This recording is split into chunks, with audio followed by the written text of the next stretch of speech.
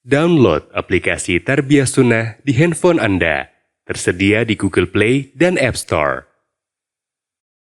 Bismillahirrahmanirrahim. Assalamualaikum warahmatullahi wabarakatuh. Alhamdulillahi rabbil alamin. Wa bihi nasta'in ala umuri dunya wad din. Wal aqibatul muttaqin. ولا عدوان إلا على الظالمين وأشهد أن لا إله إلا الله الملك الحق المبين وأشهد أن محمدا عبده ورسوله الصادق الوعد الأمين والصلاة والسلام على أشرف الأنبياء والمرسلين وعلى آله وأصحابه أجمعين wa man tabi'ahum bi ihsanin ila yaumiddin wa ba'd. Hadirin jamaah Masjid Agung Al-Ukhwah Bandung yang Allah muliakan, para pendengar Radio Tarbiyah Sunnah Bandung, pendengar Radio Roja di beberapa kota, dan radio-radio lain yang ikut gabung, pemirsa Roja TV dan TV-TV lain, serta para netizen. Kembali kita berjumpa, melanjutkan kajian kitab Mukhtasar Ma'arijul Qabul. Pekan lalu kita sudah membahas beberapa jenis kebid'ahan dan bid'ah di bidang ibadah dan muamalah. Kita masuk kepada pasal terakhir dari kitab ini, fi wujubil ihtikam ilal kitabi was sunnah fi kulli ma waqa'a fihi al-khilaf. Bab tentang wajibnya mengembalikan hukum kepada Quran dan sunnah di dalam perkara yang diikhtilafkan oleh para ulama. Semua perkara yang diikhtilafkan oleh para sahabat atau ulama-ulama setelahnya wajib dikembalikan kepada kitab dan sunnah. Allah Azza wa Jalla berfirman dalam An-Nisa 59, فَإِن تَنَازَعْتُمْ فِي شَيْءٍ فَرُدُّوهُ إِلَى اللَّهِ وَالرَّسُولِ. Apabila kalian berselisih tentang satu perkara, maka kembalikanlah perkara tersebut kepada Allah dan Rasul. Maksud dikembalikan kepada Allah adalah kepada kitabnya, kepada Al-Quran. Dan yang dimaksud dikembalikan kepada Rasul adalah dikembalikan kepada sunnah beliau setelah terputusnya wahyu. Kalau pendapat itu sesuai dengan Quran dan sunnah, maka diterima. Kalau berselisih atau berbeda, maka ditolak, sehebat apapun orang yang berpendapat tersebut. Allah Azza wa Jalla pun berfirman kepada Rasul sallallahu alaihi wasallam, padahal beliau orang yang paling lurus akalnya, paling bersih jiwanya, paling tahu tentang kebenaran. Tapi apa kata Allah dalam surah An-Nisa 105? Allah menyatakan, litahkuma bainan nas bima arakallah. Kata Allah, agar kamu menetapkan hukum di kalangan manusia bima arakallahu, dengan wahyu yang Allah berikan kepadamu. Dalam ayat ini Allah tidak menyatakan bima ra'aita, agar kamu menetapkan hukum sesuai dengan pendapatmu. Tidak. Tapi sesuai dengan wahyu yang Allah turunkan kepadamu. Maka dalam menetapkan syariat, Nabi SAW tidak pernah berkata, kecuali berdasarkan wahyu dari Allah Azza wa Jalla. Wa ma yantiqu anil hawa in huwa illa wahyu yuha. Beliau itu tidak pernah berbicara dari hawa nafsunya. Semua yang dikatakannya adalah wahyu yang Allah berikan kepadanya. Karena itulah ketika ada orang Yahudi yang bertanya kepada beliau tentang ruh, beliau tidak langsung menjawab, menunggu wahyu. Lalu turunlah wahyu, wa yas'alunaka 'anir ruh qulir ruhu min amri rabbi wa ma utitum minal ilmi illa qalila. Kata Allah, mereka bertanya kepadamu tentang ruh. Jawab, ruh itu urusan dari Rabbku. Dan kamu tidak diberi pengetahuan tentang ruh kecuali hanya sedikit saja. Demikian juga Jabir bin Abdullah pernah bertanya tentang warisan. Maka Nabi SAW diam, tidak menjawab. Menunggu wahyu, tidak sotoy, tidak menjawab dengan pendapat pribadinya. Sampai turun ayat. Allah menyatakan, yastaftunaka qulillahu yuftikum fil kalalah. Mereka minta fatwa kepadamu tentang warisan. Katakanlah Allah yang akan berikan fatwa kepada kalian tentang warisan. Lalu dijelaskan ayat tentang waris. Demikian juga ketika datang seorang wanita mendebat, bertanya tentang hukum zihar. Nabi SAW tidak langsung menjawab, beliau menunggu wahyu. Sampai wahyu itu turun dalam surah Al-Mujadilah ayat pertama, Allah menyatakan qad sami'a Allahu qaulal lati tujadiluka fi zawjiha. Bahkan ketika suatu saat ada orang Yahudi bertanya kepada Nabi SAW tentang kisah Dzulqarnain. Lalu Nabi tidak langsung menjawab. Langsung menjanjikan besok akan saya jawab. Ternyata besoknya tidak turun wahyu. Malah wahyu yang turun bukan jawaban tentang kisah Dzulqarnain, malah teguran dari Allah.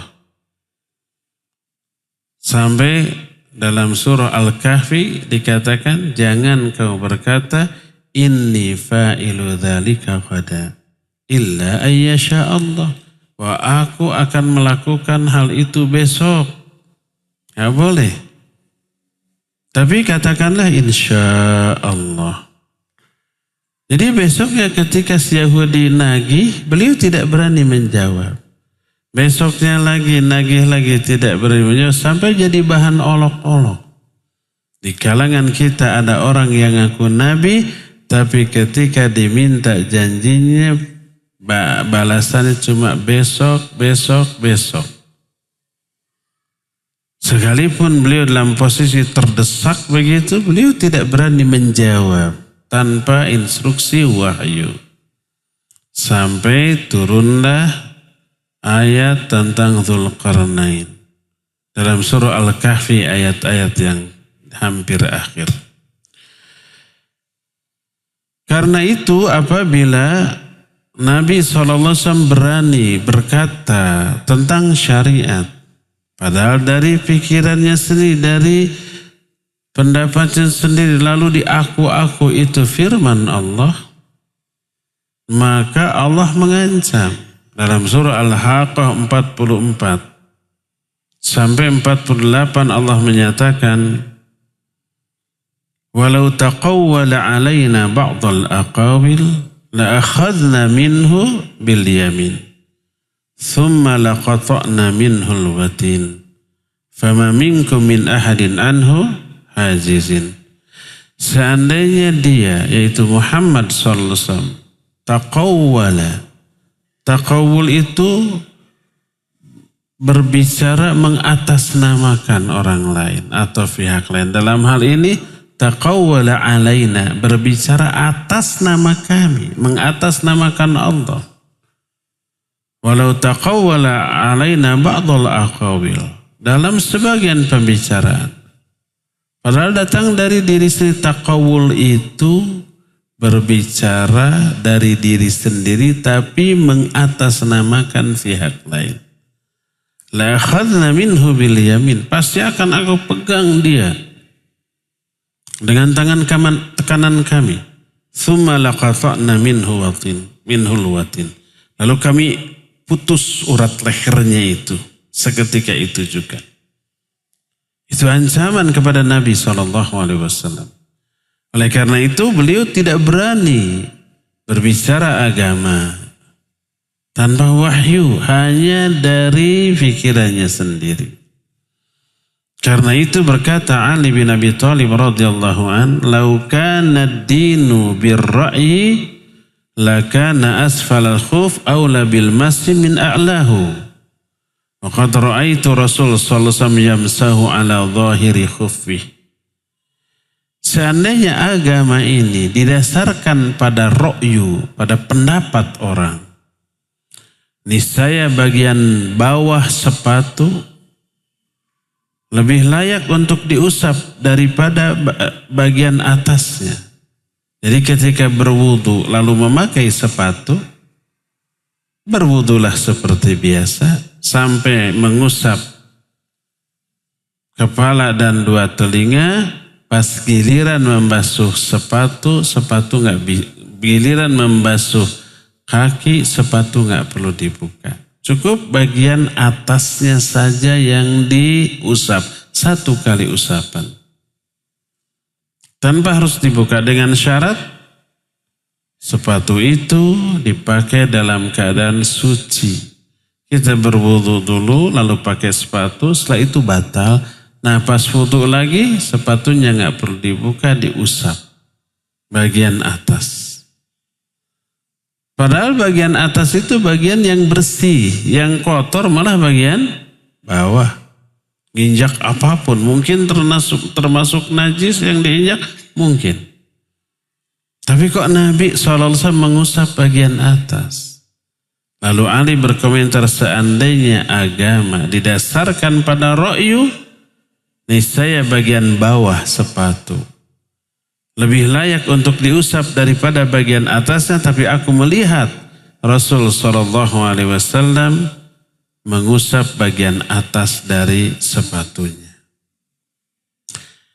Karena itulah maka para sahabat bila berpendapat dengan pendapat pribadinya lalu ternyata bertentangan dengan hadis Nabi SAW, hadis itu juga wahyu Allah. Kata Rasulullah SAW, "Utitul Qur'an wa mithlahu ma'ahu." Aku telah diberi Al-Quran dan hal lain yang sejenis Quran. Kata Imam Syafi'i, maksudnya adalah hadis. Hadis sejenis dengan Quran. Dua-duanya wahyu.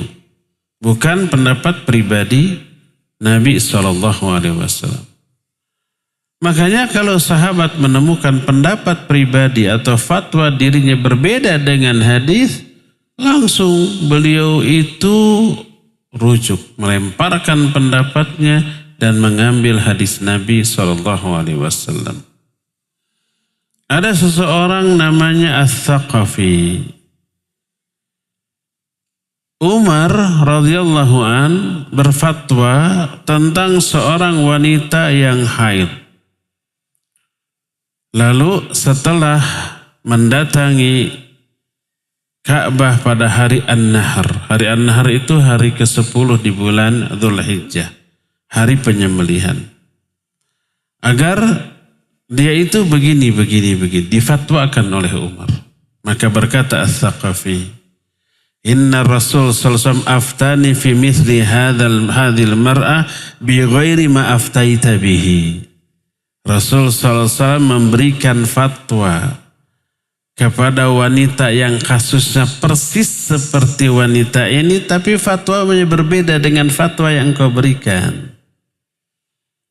Apa reaksi Umar? Faqama Umar ilaihi yadribuhu. Umar kemudian berdiri lalu menonjok dada orang itu sambil berkata, lima tastaftini fi syai'in qad afta fihi Rasul sallallahu alaihi wasallam. Kenapa engkau meminta fatwa kepadaku dalam perkara yang Nabi telah beri fatwa kepadamu dalam hal itu? Kalau sudah dari Nabi sudah gitu. Akhirnya Umar rujuk kepada pendapat yang didasarkan kepada hadis Nabi SAW tersebut. Demikian juga Ibnu Mas'ud radhiyallahu an, beliau berfatwa tentang banyak hal. Sebagian sahabat mendengar fatwa Ibnu Mas'ud lalu berkata bahwa Nabi SAW pernah memberikan fatwa dalam perkara itu yang berbeda dengan fatwamu. Apa yang terjadi? Langsung Ibnu Mas'ud menyusul kembali beberapa orang yang tadi minta fatwa kepadanya, lalu dikoreksi. Fatwa saya tadi salah, yang benar demikian dari Nabi SAW. Berkata Umar bin Abdul Aziz rahimahullah, la ra'ya li ahadin ma'sunnatin sannaha Rasul SAW. Tidak boleh seseorang memiliki pendapat yang bertolak belakang dengan sunnah yang telah ditetapkan oleh Rasul SAW.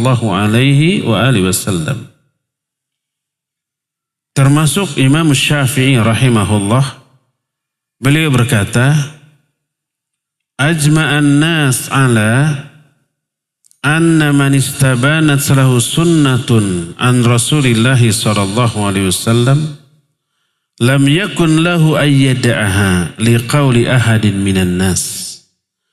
Manusia telah ijma, maksud manusia di sini para ulama, telah ijma. Siapa orang yang telah jelas bagi dia sunnah Rasul sallallahu alaihi wasallam, tidak layak dia meninggalkan sunnah Nabi ini hanya untuk mengikuti pendapat orang lain. Dalam ucapan lain beliau menyatakan, idza wajadtum fi kitabi khilafa sunnati Rasulillah sallallahu alaihi wasallam faqulu bi sunnati Rasulillah sallallahu alaihi wasallam wa da'u ma qultu. Apabila kalian menemukan di dalam kitab karanganku ini ada penjelasan yang bertentangan dengan sunnah Nabi SAW, ambil sunnah Nabi SAW dan tinggalkan ucapanku. Dalam riwayat lain, fadribu qawli ardul haid, campakkan ucapanku itu ke dinding. Suatu saat Imam Syafi'i ditanya oleh seseorang tentang suatu masalah. Lalu beliau menjawab, memberikan fatwa. Lalu diberi dalil. Kata beliau, qad qala Rasul sallallahu alaihi wasallam kada wa kada. Nabi sallallahu alaihi wasallam telah berkata dalam perkara ini begini. Jadi disampaikan hadisnya. Orang itu kemudian menjawab, ataqulu bihadza? Apakah kamu berpegang kepada hadis ini? Marahlah Imam Syafi'i rahimahullahu ta'ala sambil berkata, ara'aita fi wasati zunnara atarani kharajtu minal kanisa aqulu qala an-nabiyyu sallallahu alaihi wasallam wa taqulu li ataqulu bihadza? Na'am ala ar-ra'si wal 'ain. Apakah engkau melihat bahwa di pinggangku itu ada zunnar? Zunnar itu ikat pinggang yang biasa dipakai oleh para pendeta.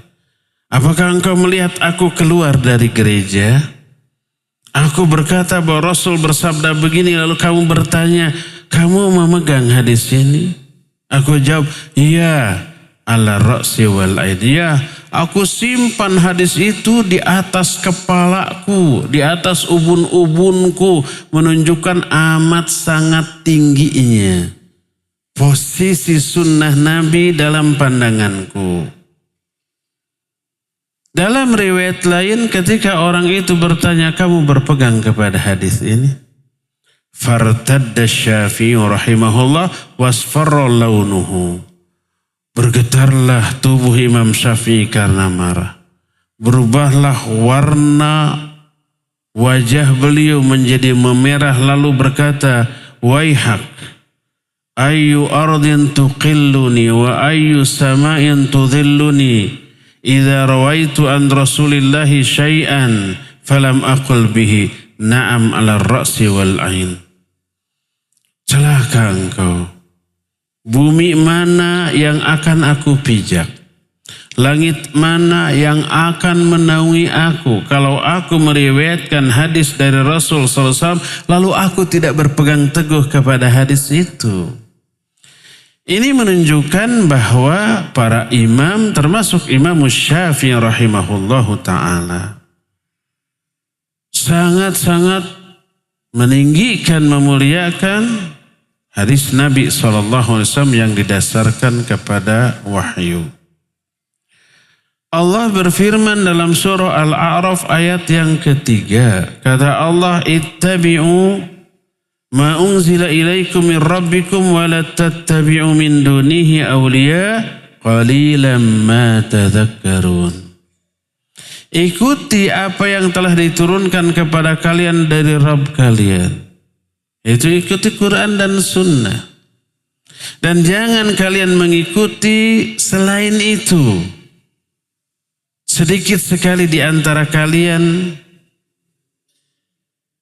yang mengambil pelajaran. Dalam surah Al-Isra 36-nya Allah menyatakan wala taqfu ma laisa laka bihi ilm. Jangan kamu ikuti sesuatu yang kamu tidak tahu ilmunya, maksudnya sesuatu yang kamu enggak tahu dalilnya dari Quran Sunnah. Sebab yang dimaksud ilmu di sini qala Allah wa qala Rasul. Apa yang dikatakan oleh Allah, apa yang dikatakan oleh Rasul itu ilmu. Jangan kamu ikuti sesuatu tanpa ilmu, sesuatu yang kamu enggak tahu dalilnya. Inna sam'a wal basar wal fu'ad kullu ulaika kana anhu mas'ula. Karena pendengaran, penglihatan, hati semuanya itu akan ditanya. Maka berkata Imam Abu Hanifah rahimahullahu ta'ala, kata beliau, la yahillu li ahadin ayakhudha biqaulina ma lam ya'lam min aina akhadnahu. Tidak halal bagi seorang pun untuk mengambil pendapat kami selama orang itu tidak tahu dari mana kami mengambil pendapat itu. Tidak tahu dalilnya. Kalau kita mau mengikuti pendapat Imam Abu Hanifah, coba lihat. Kenapa? Apa alasan Imam Abu Hanifah berpendapat demikian? Pasti ada dalilnya, ini Quran, ini Sunnah. Nah, ketahui juga dalilnya. Tanpa mengetahui dalil, hanya langsung kesimpulan dari pendapat imamnya, kata Imam Abu Hanifah tidak halal bagi dia untuk berbuat seperti itu.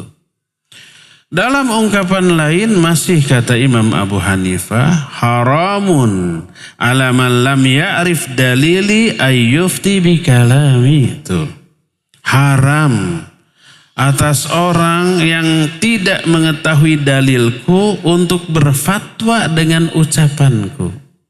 Harus tahu. Dalam bagian lain Imam Abu Hanifah menyatakan, idza qultu qawlan yukhalifu kitab Allah wa khabar Rasul sallallahu alaihi wasallam fatsruku qawli. Kalau aku berkata, mengatakan satu perkataan, ternyata berselisih, berbeda dengan kitab Allah, dengan sunnah Nabi SAW, maka tinggalkan ucapanku, tinggalkan pendapatku. Karena sumber utama dalam beragama adalah Quran dan sunnah. Demikian juga imam mazhab yang kedua, yaitu Imam Malik bin Anas rahimahullahu ta'ala. Beliau berkata, innama ana basyarun ukhti wa usib fanzuru fi ra'yi fakullu ma wafaqal kitab wa sunnah fakhudhuh Wa kullu man lam yuwafiqil kitab wa sunnah fatsruku. Aku ini hanya manusia biasa.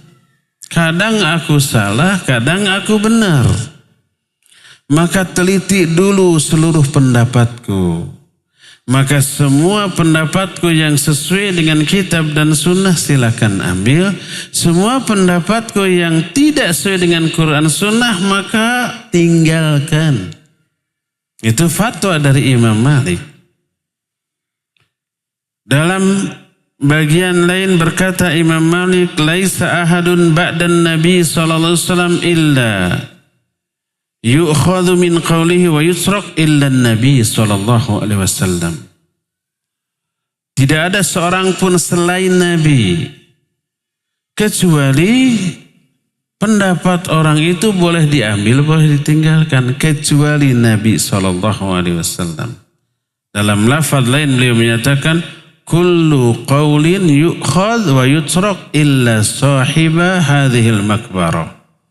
Semua pendapat boleh diambil, boleh ditinggalkan kecuali perkataan pemilik kuburan ini. Imam Malik kan ngajar di Masjid Nabawi. Di samping Masjid Nabawi itu ada kuburan Nabi SAW. Jadi ketika mengajar beliau menyatakan kullu qawlin yu'khadh wa yurad illa sahiba hadhil makbarah. Semua pendapat, semua ucapan boleh diambil, boleh ditinggalkan kecuali ucapan pemilik kuburan ini yaitu Rasul sallallahu alaihi wasallam. Jadi ada kesamaan sikap antara Imam Abu Hanifah dan Imam Malik tentang harus mendahulukan kitab dan sunnah.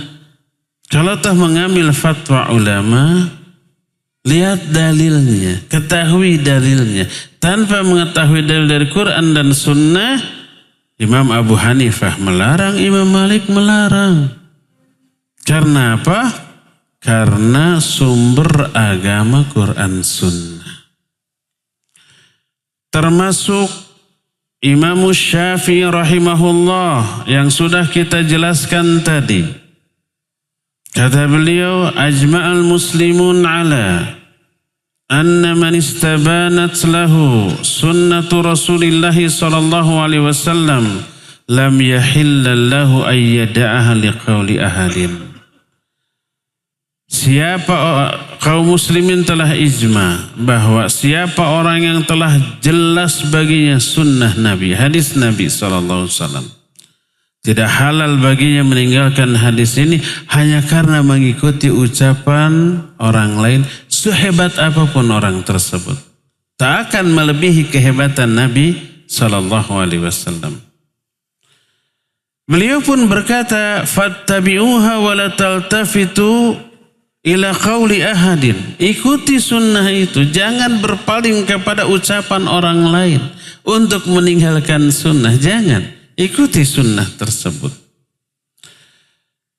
Lalu beliau pun berkata, idza sahhal haditsu fahuwa madhhabi.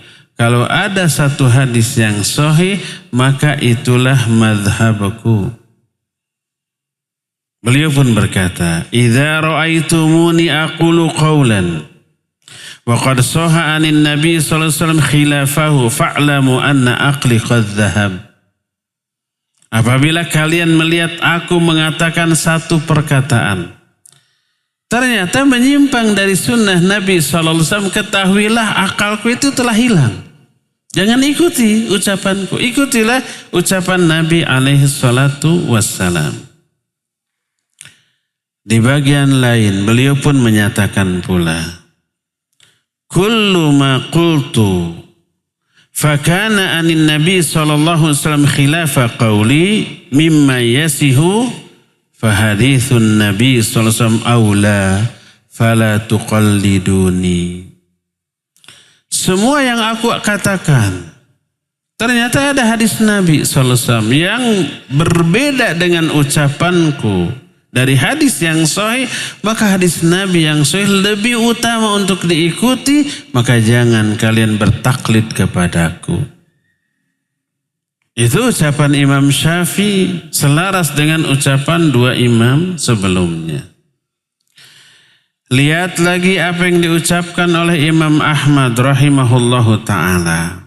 Beliau berkata, La tuqalliduni wa la tuqallidu Malikan wa la Syafi'iyya wa la al-Auza'i wa la Thawri fakhudh min haitsu akhadhu. Jangan kalian taklid kepadaku.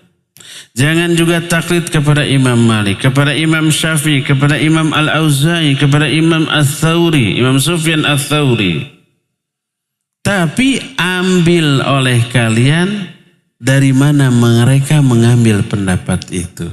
Ambil dalilnya, Qur'annya atau hadisnya, ambil itunya.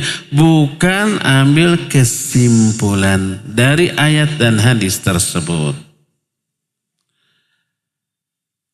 Lalu ketika menafsirkan ayat yang terdapat dalam surah Al-Isra ayat 36. Allah berfirman dalam ayat itu, Wala taqfu ma laysa laka bihi ilm inna sam'a wal basar wal fuad kullu ulaika kana anhu mas'ula. Kata Allah, jangan kamu ikuti sesuatu tanpa ilmu. Maksud ilmu tanpa dalil Quran Sunnah. Karena pendengaran, penglihatan, hati, semuanya itu akan ditanya. Berkata Imam Ahmad, al-ittiba ayyattabi ar-rajul ma ja'a 'anir Rasul sallallahu alaihi wasallam an ashabi. Yang dimaksud ikuti, tadi ada larangan, jangan kamu ikuti sesuatu tanpa ilmu. Ikuti sesuatu yang berdasarkan ilmu. Yang dimaksud adalah ittiba. Apa ittiba? Seseorang mengikuti apa yang diriwayatkan oleh Nabi SAW dan para sahabatnya. Itu yang harus diikuti. Kenapa? Karena ada jaminan dari Allah. Apa yang dikatakan Nabi adalah wahyu. Apa yang dilakukan oleh para sahabat, Allah jamin kebenarannya. Kalau Nabi jelas, wa may yantiqu 'anil hawa in huwa illa wahyu yuha. Nabi itu tidak pernah berbicara dari hawa nafsu. Semua yang diomongkan adalah wahyu. Ati'ullaha wa ati'ur rasul. Taati Allah, taati Rasul. Terus bagaimana jaminan Allah kepada para sahabat? Banyak. Kata Allah salah satu dalam surah At-Taubah ayat 100. Was-sabiquna al-awwalun minal muhajirin wal ansar walladzina tabauhum bi ihsan radhiyallahu anhum wa radu'an. Orang-orang yang mula-mula masuk Islam dari kalangan muhajirin dan ansar, maksudnya para sahabat. Dan orang-orang yang mengikuti mereka, mengikuti para sahabat dalam beragama. Allah ridho kepada mereka, mereka pun ridho kepada Allah. Dan Allah janjikan kepada mereka surga yang banyak mengalir sungai-sungai di bawahnya. Yang dijanjikan surga itu adalah sahabat dan para pengikut sahabat dalam beragama. Ini jaminan dari Allah. Apalagi dari Rasul sallallahu alaihi wasallam, fa'alaikum bisunnati wa sunnatil khulafa'ir rasyidin al-mahdiyina min ba'di. Pegang teguh sunnahku dan sunnah para sahabat yang diwakili oleh khulafa'ur rasyidin. Makanya yang namanya ittiba adalah mengikuti Nabi dan para sahabatnya. Itu perkataan Imam Ahmad. Al-ittiba ayyattabi ar-rajul ma ja'a bihi anin nabi ma ja'a anin nabi sallallahu alaihi wasallam ashabi. Ittiba itu adalah mengikuti apa yang dibawa oleh Nabi dan para sahabatnya. Berkata lagi Imam Ahmad, Ra'yul Auza'i wa ra'yu Malik wa ra'yu Abi Hanifah kulluhu ra'yun wa huwa indi sawa wa innamal hujjatu fil athar. Pendapat Imam Al-Auza'i, pendapat Imam Malik, pendapat Imam Abu Hanifah, semuanya itu pendapat, dalam pandanganku itu sama. Hujjah itu hanyalah athar. Athar itu riwayat dari Nabi dan para sahabatnya. Sehingga beliau menyatakan idza waradal athar batalan nazar. Kalau sudah ada athar, batillah, gugurlah seluruh pendapat. Ini menunjukkan bahwa rujukan utama dalam beragama adalah Quran dan Sunnah. Jadi kalau ada ulama berpendapat begini dan begitu, pasti ada dalilnya. Pelajari dalil itu. Siapa yang lebih mengutamakan pendapat satu ulama, ternyata pendapatnya bertolak belakang dengan Quran dan hadis. Dan kesimpulan bahwa ini bertolak belakang dengan Quran hadis bukan menurut kita, tapi menurut ulama lain yang selevel ilmunya atau apalagi yang lebih berilmu dari ulama itu. Maka berarti orang itu sudah menyelisih banyak ayat dalam Al-Quran. Di antaranya surah Al-Hujurat ayat 1. Allah Azza wa Jalla menyatakan, Ya ayyuhalladzina amanu la tuqaddimu baina yadayillahi wa rasulihi wattaqullah innallaha sami'un alim. Hai orang-orang yang beriman, jangan kalian mendahului Allah dan mendahului Rasul. Maksud mendahului Allah itu mendahulukan pendapat pribadi atau gurunya atau orang lain daripada Quran. Mendahului Rasul, mendahulukan pendapat orang daripada pendapat dari hadis Nabi SAW. Gak boleh, ini dilarang. Dahulukan Allah, dahulukan Rasul, dahulukan Quran, dahulukan Sunnah. Karena itulah maka ketika kita membahas kitab para ulama, seperti kajian kita selalu membahas kitab para ulama, ketika membahas masalah apapun selalu qala Allahu fi surati kadza ayat kadza kadza wa kadza wa kadza. Allah berfirman dalam surah anu ayat sekian begini. Lalu qala Rasul sallallahu alaihi wasallam, berkata Rasul sallallahu fil haditsil ladzi rawahu fulan, dalam hadis yang diriwayatkan oleh fulan dalam kitab anu begini. Itu para ulama, lalu mereka membeberkannya. Pendapat para ulama tersebut didasarkan pada Quran dan Sunnah tersebut. Selalu begitu. Karena mereka tahu la tuqaddimu baina yadayillahi wa rasuli wattaqullah. Di ayat keduanya ada ancaman. Siapa yang tidak mengikuti Allah, tidak mengikuti Rasul, lebih mendahulukan pendapat pribadi ra'yu, malah hadis dikritik. Wah, na'udzubillah. Berani mengkritik hadis. Ada orang yang mengatakan hadis ini perlu dikritisi lagi. Aduh, na'udzubillah. Ucapan Nabi harus dikritisi, itu wahyu. Ketahuilah seluruh hadis Nabi sudah dikritisi oleh ahlinya. Para ulama dikritisi dari aspek sanad. Kalau ini bikinan orang lalu diaku hadis Nabi palsu atau dhaif, ya sudah dikritisi sudah oleh ahlinya, oleh para ulama ahli hadis, lalu disimpulkan hadis ini sahih, hadis ini hasan, hadis ini dhaif, tapi ada penguat terangkat menjadi hadis hasan di ghairi dan tetap diterima, hadis ini tidak bisa diamalkan. Itu semua sudah dikritisi. Isinya, sanadnya. Adapun orang awam lalu mendengar hadis Nabi kemudian tidak masuk akalnya, dia berkata hadis ini perlu ditinjau ulang. Hadis ini perlu dikritisi lagi. Dengan kata lain, hadis ini harus ditolak. Itu ucapan Nabi wahyu ditolak oleh orang awam. Kita jawab, hadis ini sudah dikritisi oleh ahlinya, oleh para ulama. Dan hasil kritisi para ulama, hadis ini sahih, benar dari Nabi SAW. Isinya juga benar. Adapun masuk akal atau tidak, akalnya yang bermasalah itu. Ya. Ini ada ancaman di surah Al-Hujurat ayat yang kedua. Allah menyatakan, Ya ayyuhalladzina amanu la tarfa'u aswatakum fawqa sawtin nabi wa la tajharu lahu bil qawli ka jahri ba'dikum li ba'din an tahbata a'malukum wa antum la ta'lamun. Kata Allah, hai orang-orang yang beriman, jangan kalian meninggikan suara kalian di atas suara Nabi dalam hal berbicara. Wala tajharu lahu bil qawli kajahri ba'dikum. Jangan kalian mengeraskan suara ketika berbicara kepada Nabi seperti kalian mengeraskan suara kepada sesama kalian. Yang dimaksud meninggikan suara di atas suara Nabi bukan dengan makna hakiki suara Nabi.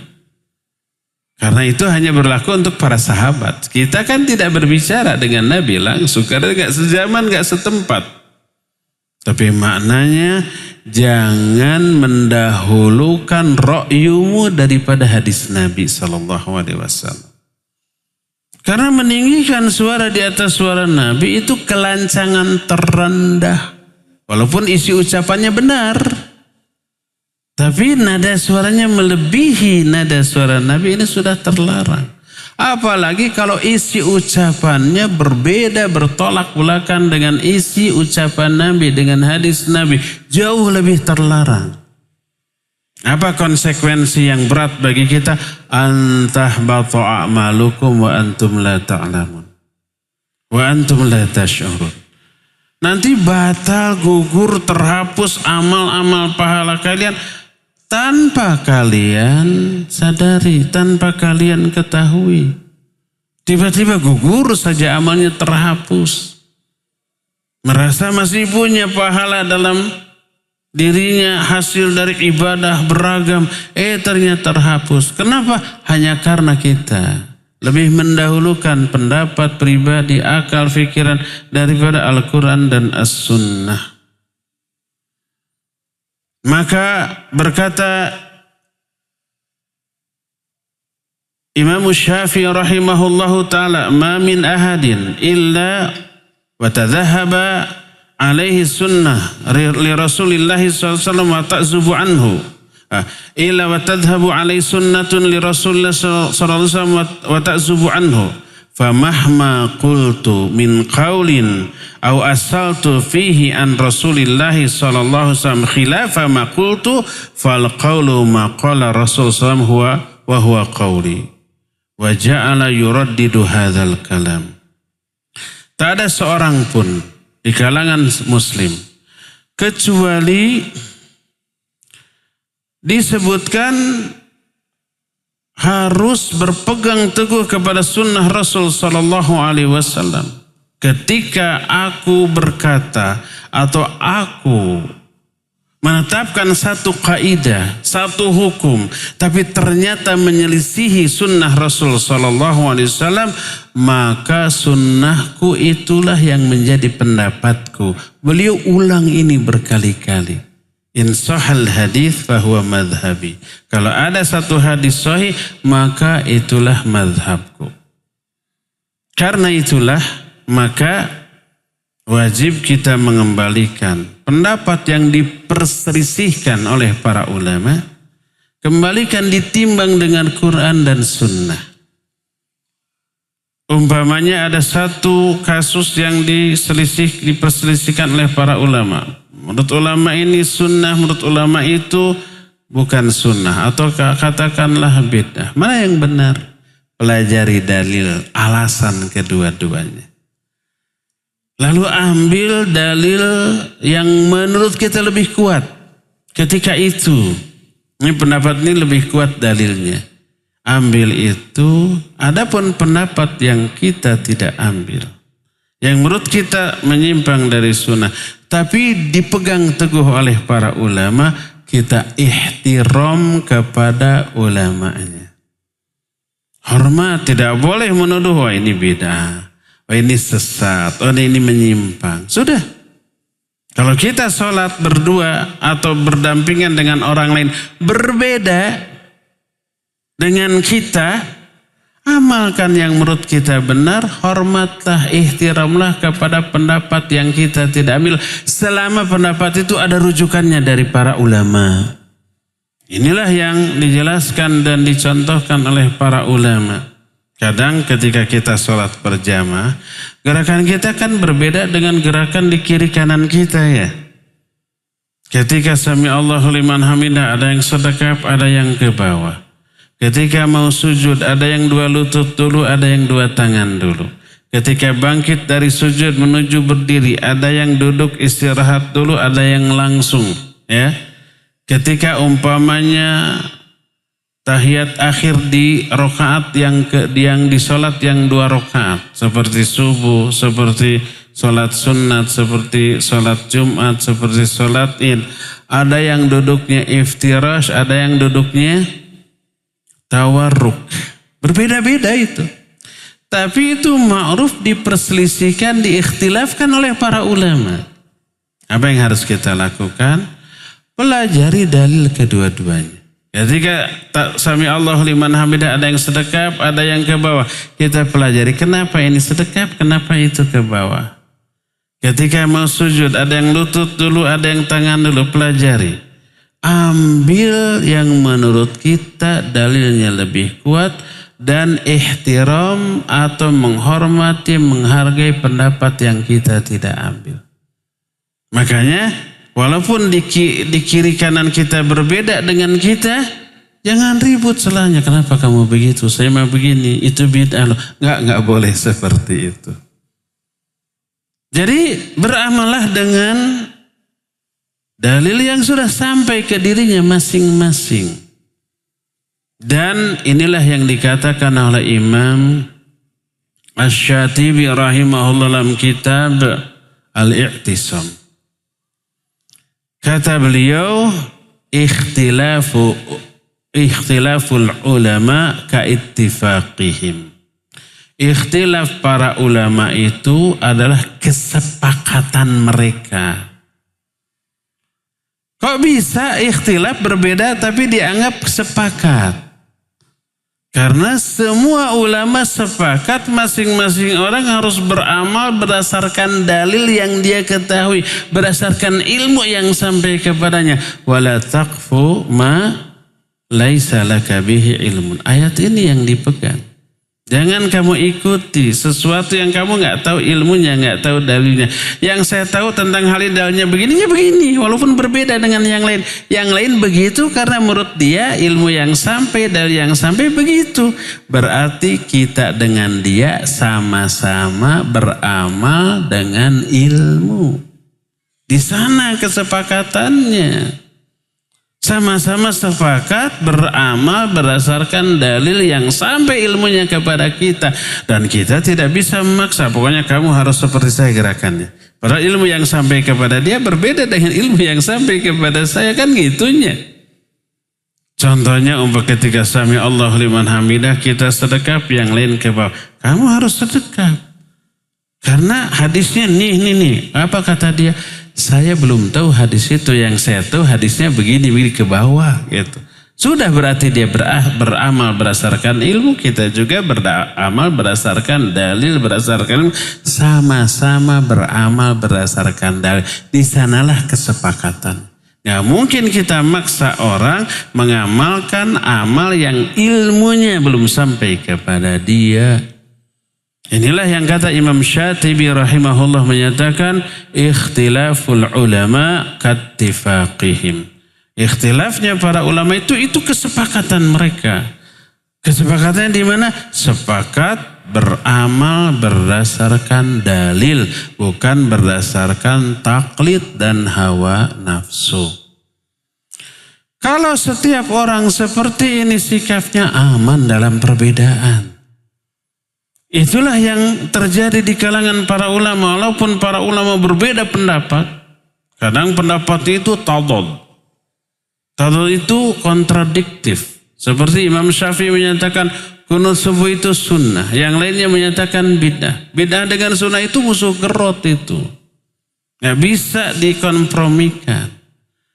Tapi ketika Imam Syafi'i bertemu dengan imam lain, dengan Imam Ahmad, apa yang terjadi? Rangkulan, saling memuji, saling menghormati, saling memuliakan.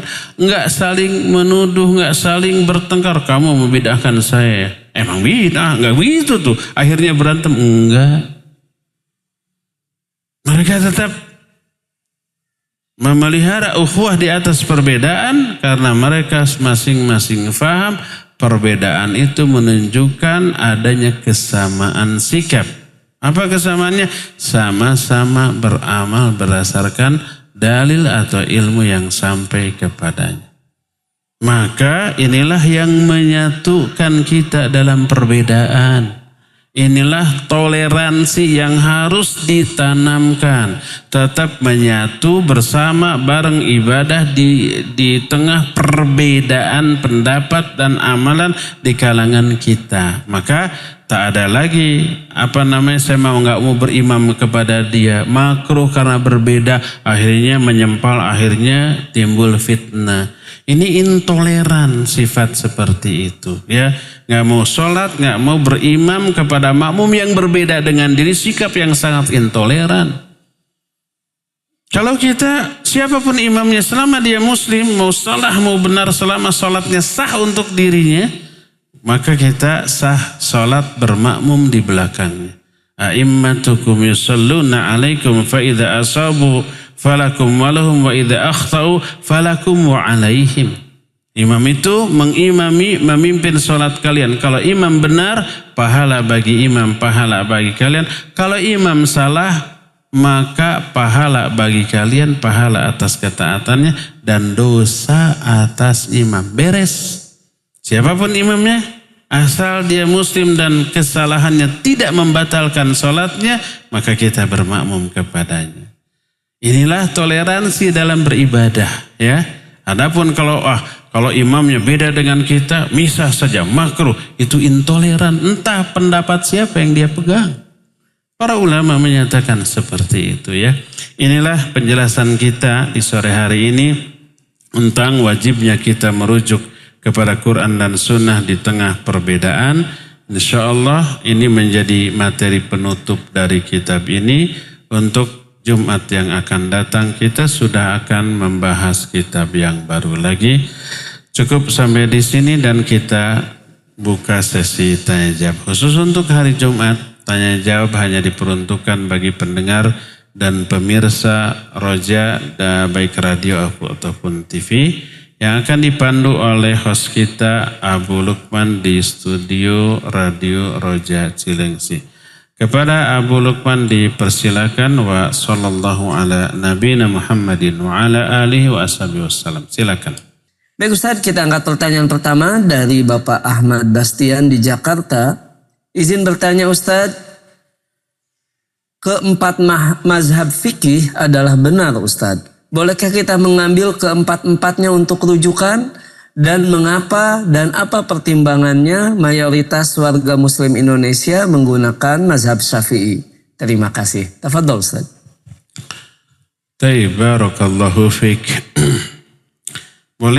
Bolehkah kita dalam satu jenis ibadah mengambil seluruh mazhab? Ya tidak boleh, tidak mungkin.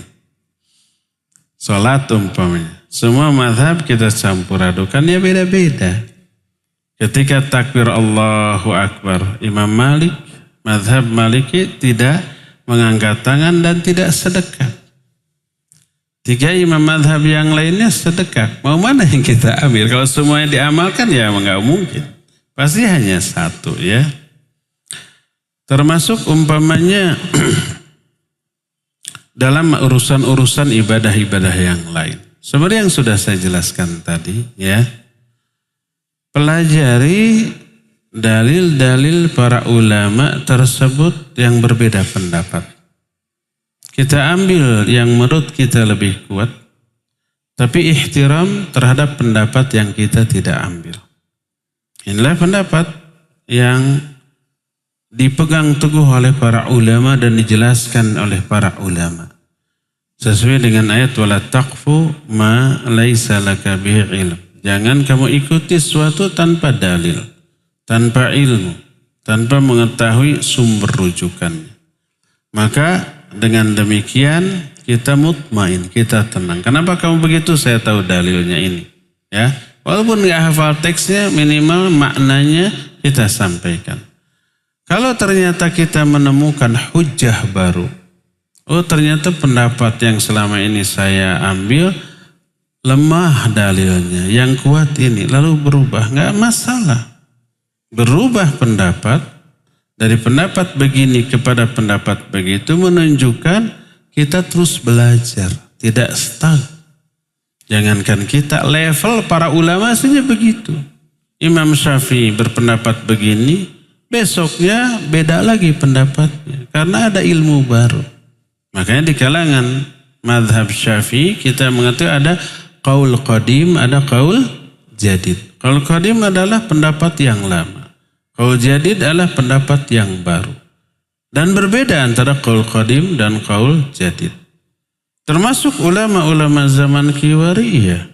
Syekh Al-Albani rahimahullahu ta'ala punya banyak kitab hadis, diteliti ya. Sunan Abu Daud, Sunan An-Nasai, Sunan Ibnu Majah, Sunan At-Tirmidzi diteliti. Dipisahkan mana yang sahih, mana yang dhaif. Kalau Sunan Abu Daud ada yang sahih dikumpulkan jadi sahih Sunan Abu Daud. Yang dhaifnya dhaif Sunan Abu Daud. Begitu juga An-Nasai dan seterusnya. Tapi terkadang hasil penelitian beliau dulu terkadang dikoreksi. Oh dulu salah ya, di sini dhaif ternyata sahih, atau oh ini sahih ternyata dhaif. Itu banyak. Sehingga ada buku Taraju Al-Albani Al-Wadihat. Rujuknya Syekh Al-Albani tentang hadis-hadis yang dulu dia dhaifkan kemudian ternyata sahih, atau sebaliknya ya. Perubahan berpendapat menunjukkan kita terus belajar ya. Adapun orang dari dulu gitu aja pendapatnya menunjukkan dia nggak pernah belajar. Jadi bukan mengambil seluruh mazhab, tapi pelajari dalil dari pendapat yang diikhtilafkan oleh imam-imam mazhab itu. Kita ambil mana yang terkuat dan ihtiram, hormat, menghargai pendapat yang kita tidak ambil. Itu yang harus kita lakukan. Wallahu a'lam bissawab. Silakan lagi Abu Lukman. Ya, dari siapa di mana? Silakan. Waalaikumsalam warahmatullahi wabarakatuh. Di Jakarta Timur. Baik, silakan Ibu. Afwan Pak Ustadz, mau nanya Pak Ustadz, barakallahu fikum, sebentar. Ini mau nanya, kalau orang yang imam di belakang, imam yang mukim, orang yang safar, kan harus mengikuti imam yang mukim ya Pak Ustadz ya? Iya. Tetap dengan rakaatnya yang mereka jalankan.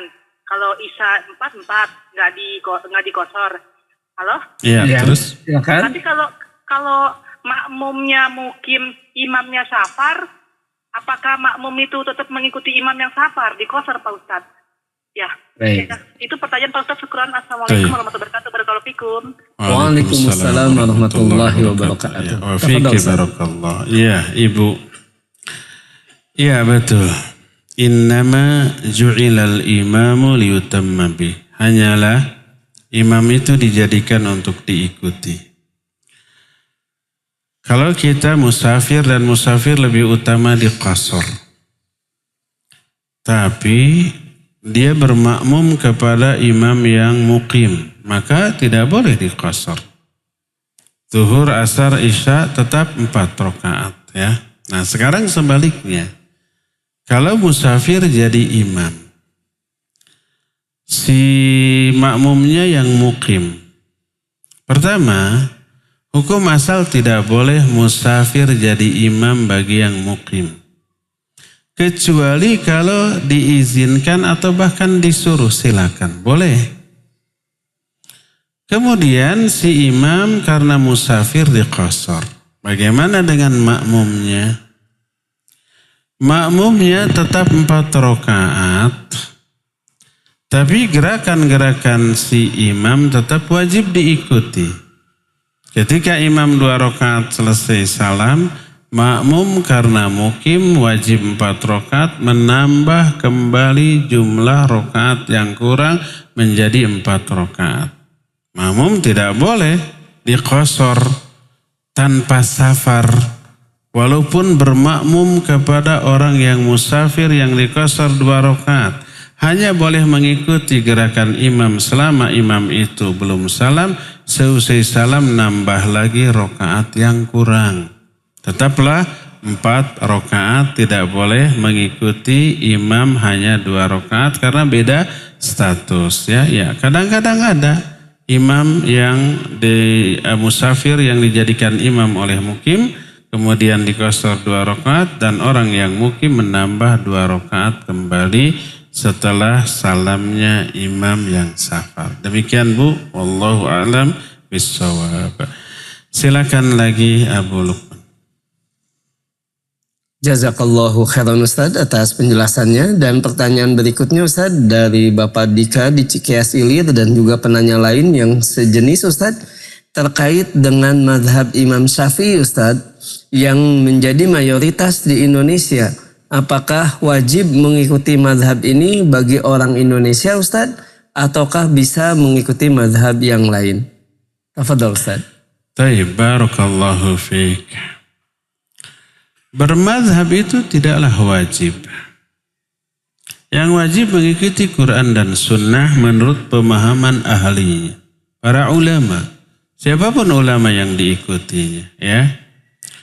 Sehingga kalau umpamanya di suatu negeri, suatu mazhab mayoritas seperti di Indonesia, mayoritas mazhab Syafi'i, kita tidak wajib mengikuti mazhab Syafi'i. Tapi dalam hal-hal tertentu kita mengikuti mazhab Syafi'i karena menurut kita dalam hal ini dalilnya lebih kuat, ya harus, bagus. Dalam hal lain, mazhab Syafi'i dalilnya kurang kuat, kita tinggalkan, kita ikuti mazhab yang lain yang menurut kita lebih kuat, kemudian tetap ihtiram kepada pendapat Imam Syafi'inya, ya harus begitu. Di Saudi umpamanya mazhab yang dipegang mayoritas Hambali. Kita pergi ke Oman, mayoritas mazhab yang dipegang adalah Maliki. Sehingga kita masuk ke masjid-masjid di negeri Oman, begitu takbir Allahu Akbar tidak angkat tangan dan tidak sedekap, ke bawah aja gitu. Oleh kita disangka ini belum takbir. Saya pernah sholat di sana, pas di tengah jalan menuju Masjid Qomat, lalu saya masuk ke masjid itu. Didapatinya imam makmun sedang berdiri tapi tidak sedekap. Saya menyangka belum takbir nih. Kok lama amat gitu. Pas takbir Allahu Akbar ruku, ternyata tadi itu sudah takbir, hanya tidak sedekap. Mazhab Maliki memang begitu. Ketika kita di Oman ya tidak harus bermadhab Maliki. Ketika kita di Saudi tidak harus bermadhab Hambali. Ketika kita di Indonesia atau di daerah Asia Tenggara yang mayoritas Syafi'i, tidak wajib mengikuti madhab Syafi'i. Yang penting kita mengikuti sebuah amalan yang jelas dalil Quran dan Sunnahnya, dan ada ulama yang berpendapat begitu berdasarkan Quran Sunnah tersebut. Ya, itulah yang harus kita lakukan. Wallahu a'lam bishawab. Silakan lagi. Assalamualaikum Ustaz. Waalaikumsalam warahmatullahi wabarakatuh. Ini saya mau tanya ini mengenai istijah itu apa membatalkan puasa? Mohon maaf, apa Bapak? Ya. Ulangi Pak. Diulang lagi bisa Bapak? Kalau sedang berpuasa kita berwudu kan untuk memasukkan air dalam hidung, itu istijah namanya. Iya. Apakah membatalkan puasa pertama? Baik. Jadi yang kedua, jika seorang imam melakukan masih melakukan praktek perdukunan, apakah itu masih bisa diikuti? Ini aja Ustaz. Assalamualaikum warahmatullahi wabarakatuh. Waalaikumsalam warahmatullahi wabarakatuh. Iya. Barakallahu fiik Bapak dari Jawa Timur barusan. Ada 2 pertanyaan. Pertanyaan pertama, ketika kita saum lalu berwudu. Dalam berwudu ada kewajiban istinsyaq. Menghisap air ke hidung lalu istinsyaq. Disemburkan lagi. Nabi SAW menyatakan, ijtahidu fil istinsyaq illa an takuna sha'ima. Bersungguh-sungguhlah kamu dalam beristinsyaq, kecuali kalau kamu dalam keadaan saum. Mana bersungguh-sungguh? sedot air yang dalam. Tapi jangan sampai masuk ke telan. Kemudian semburkan lagi. Kecuali kalau kamu sedang saum, dikhawatirkan kalau terlalu dalam tertelan, maka jangan terlalu dalam. Asal kesedot sedikit, kemudian dimuntahkan kembali. Ya, jadi kalau ketika berwudu, istinsyaknya jangan terlalu dalam seperti di luar saum. Kalau kita saum, ya. Adapun kalau kita umpamanya berwudu lalu istinsyak dalam keadaan saum dan kita asal nyedot, ternyata tanpa sengaja kesedot dan terminum, itu ketidaksengajaan. Sesuatu yang membatalkan saum. Karena lupa atau karena tidak sengaja, maka tidak membatalkan saum kita. Kecuali kalau kita sengaja, saya sedot yang dalam semoga ada yang ketelan jadi hilang hausnya. Kalau itu sengaja, maka itu batal. Adapun kalau tidak disengaja, maka kalau kejadian ada yang tertelan, maka itu tidaklah membatalkan saumnya, ya. Ini pertanyaan yang pertama. Sekarang pertanyaan kedua. Bagaimana kita sholat berjamaah dengan imam? Tapi si imamnya ini dukun. Atau orang yang suka ke dukun. Saya kurang jelas pertanyaan tadi. Apakah si imamnya dukun atau suka ke dukun? Ya, pertama, apakah praktek perdukunan itu menyebabkan dia murtad dari Islam atau tidak? Maka dirinci Imam Syafi'i rahimahullah ketika berbicara tentang apakah dukun atau tukang sihir itu murtad. Beliau menyatakan, arini sihrak. Perlihatkan dulu praktek dukunmu, praktek sihirmu. Kalau dalam praktek sihir tersebut ada perkara-perkara yang membuatnya murtad seperti meminta ke jin. Seperti umpamanya jinnya mensyaratkan melakukan hal yang murtad. Seperti memasukkan mushaf Al-Quran ke kloset. Atau mengharuskan menginjak mushaf Al-Quran. Atau kekufuran-kekufuran lain. Ya, tukang sihir atau dukun itu murtad, keluar dari Islam. Maka tidak boleh untuk dijadikan imam. Tapi kalau praktek sihirnya itu sekedar sulap, tipuan. Apalagi sekarang banyak alat-alat sulap, ya enggak? Keris bisa melayang sendiri, bisa menyala sendiri. Disangkanya itu ilmu, padahal itu alat sulap. Atau umpamanya ada orang yang menggesek-gesekkan jarinya, mengepul asap. Itu praktek perdukunan yang nipu orang. Itu trik. Trik itu kan tipuan. Dengan peralatan tertentu, dengan alat tertentu. Tidak ada unsur yang membuat dia murtad dari Islam. Hanya dosa besar, nipu orang. Maka orang itu tetap muslim. Tapi muslim yang berdosa besar. Dosa besarnya tidak menjadikan dia murtad. Dosa besarnya tidak mengeluarkan dia dari Islam. Maka dia tetap muslim. Sebagai muslim dia berhak boleh menjadi imam dan selama sholatnya sah untuk dirinya, sah juga kita bermakmum di belakangnya.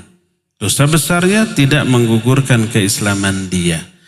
Jadi baik dukun ataupun tukang sihir, murtad atau tidaknya dari ajaran Islam dilihat dari praktek sihirnya, praktek perdukunannya.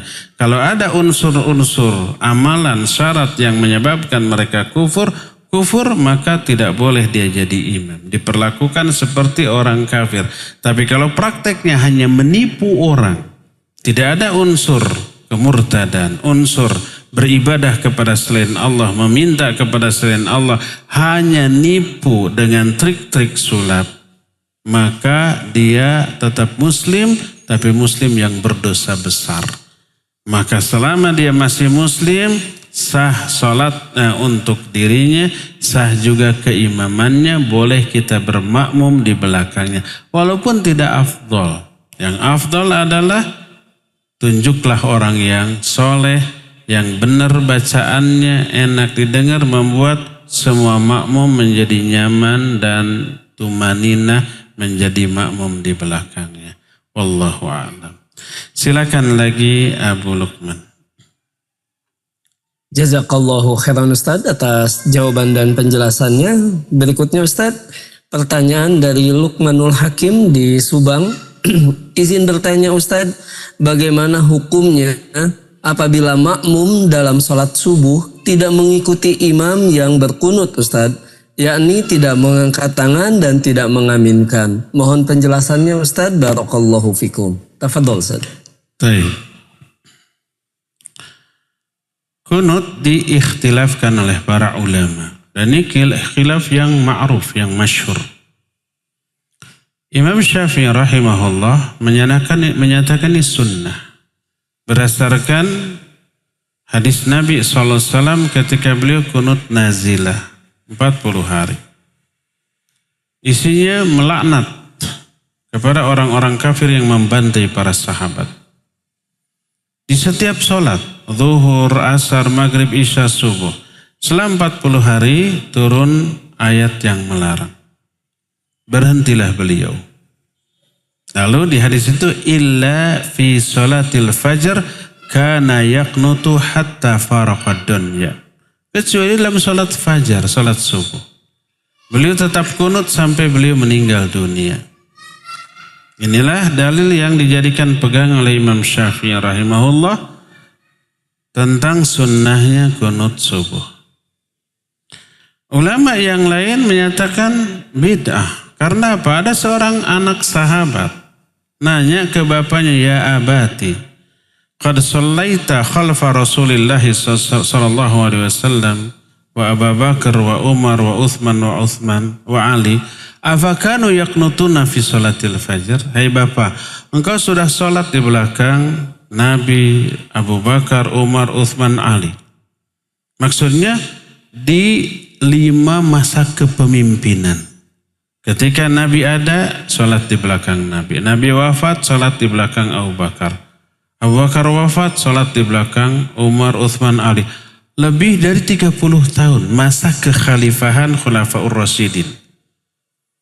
Afakanu yaqnutuna fi sholatil fajr? Apakah mereka berlima ini kunutnya pada waktu sholat subuh? Apa jawabannya? Ya bunaya hiya muhdatsatun. Fa inna kulla muhdatsatin bid'ah. Wa kulla bid'atin dhalalah. Hai anakku, kunut subuh itu perkara yang diada-adakan. Abu Bakar, Umar, Uthman, Ali tidak. Orang ini sudah sholat di belakang 5 pemimpin dari Nabi sampai Ali selama lebih dari 30 tahun. Setiap sholat subuh selalu tidak absen, tidak kunut. Sesungguhnya dia itu perkara yang diada-adakan. Setiap yang diada-adakan bid'ah, setiap bid'ah sesat. Hadis ini juga ada dalam kitab Bulughul Maram susunan Imam Ibnu Hajar yang bermadhab Syafi'i. Ini yang dipegang oleh para ulama yang lain, bahwa kebid'ahan salat subuh itu bukan kata ulama, kata sahabat. Yang langsung sholat di belakang 5 pemimpin terbesar dan terbaik sepanjang sejarah kehidupan manusia. Nabi, Abu Bakar, Umar, Uthman, dan Ali. Nggak pernah kunut. Karena itulah sebagian ulama menyatakan itu bid'ah. Terus bagaimana tentang hadis yang dipegang oleh Imam Syafi'i, diteliti sanadnya ternyata dhaif. Lalu mereka jelaskan kedhaifannya. Bagaimana sikap kita? Kalau pribadi saya lebih cenderung kepada yang membid'ahkan. Tapi kalau ada orang yang kunut, enggak saya bid'ahkan. Walaupun kata hadis bid'ah, karena mungkin hadis ini enggak sampai atau ada takwil lain. Wallahu a'lam. Nah sekarang permasalahan kita meyakini kunut subuh itu bid'ah. Lalu kita bermakmum kepada imam yang kunut. Apa yang harus kita lakukan? Ikut kunut. Walaupun menurut kita itu bid'ah. Dalilnya banyak. Di antaranya tadi, innama ju'ilal imamu liyutamma bi. Imam dijadikan untuk diikuti. Ini dalam kitab Bulughul Maram bab al-imamah, bab imamah dan jamaah salat maksudnya dikutip. Lalu lihat syarah-syarahnya. Kita pernah mensyarah hadis ini dalam kitab Tawdihul Ahkam susunan Syekh Al-Bassam menyatakan hadis ini untuk sholat berjamaah yang berbeda antara imam dengan makmum. Ketika imam makmum berbeda, seperti tadi ada yang sedekap, ada yang ke bawah, ada yang lutut dulu, ada yang dua tangan dulu ketika sujud. Itu ditujukan untuk yang berbeda antara imam makmum. Wajib si makmum mengikuti gerakan imam walaupun menurut dirinya gerakan imam itu salah. Tapi menurut imam pasti benar. Ini yang pertama. Kedua, kata Syekh Al-Utsaimin rahimahullahu ta'ala, dalil yang paling kuat si makmum mengikuti imam walaupun berbeda pendapatlah ketika masbuk. Ketika kita masbuk, masuk rakaat kedua pada waktu sholat duhur. Ketika imam 2 rakaat, kita masih 1 rakaat kan? Imam karena sudah 2 rakaat lalu duduk tahiyat awal. Kita baru 1 rakaat. Mestinya kita wajib berdiri dulu, berdiri lagi. Tapi karena kewajiban mengikuti imam lebih kuat, kita wajib duduk. Tahiyat awal. Lalu imam rakaat ketiga berdiri ke rakaat keempat, kita baru rakaat kedua, kita harusnya wajibnya tahiyat awal ya. Wajib tahiyat awal. Tapi karena kewajiban mengikuti imam lebih kuat, kita wajib berdiri. Begitulah seterusnya. Ini menunjukkan wajib kita mengikuti gerakan imam walaupun berbeda. Ini yang kedua. Ketiga, ada yang dikenal dengan bid'ah marwaniyah. Marwan bin Al-Hukam jadi penguasa. Banyak melakukan kebid'ahan. Di antaranya melakukan sholat id seperti sholat Jumat. Perbedaan sholat id dengan sholat Jumat apa? Kalau sholat id apa dulu? Sholat dulu apa khutbah dulu? Sholat dulu baru khutbah. Kalau sholat Jumat, khutbah dulu baru sholat. Kan gitu terbalik.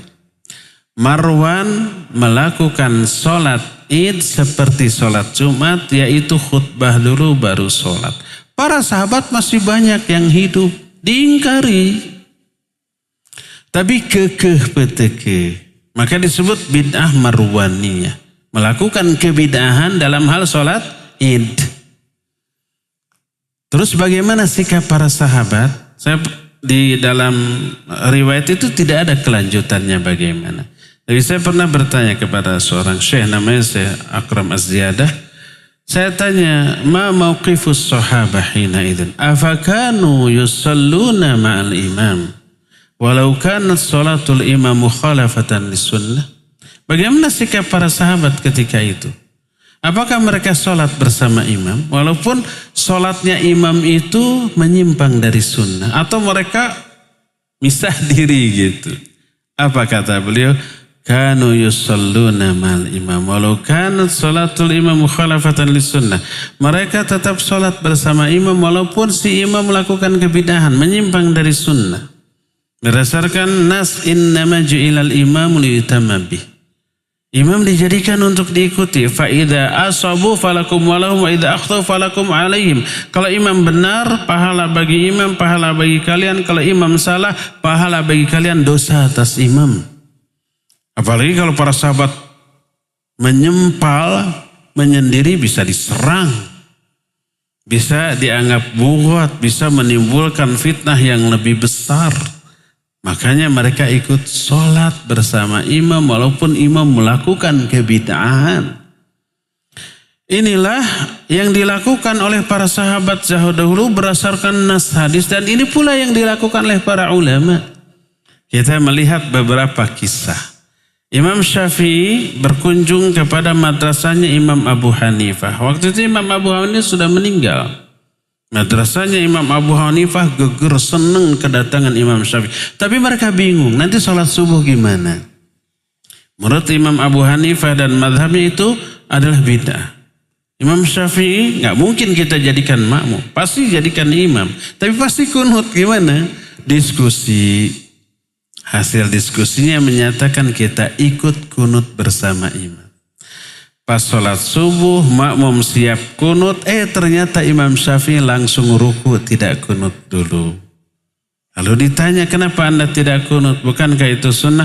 Saya ihtiram kepada Imam Abu Hanifah yang dikuburkan di dekat sini. Indah kan?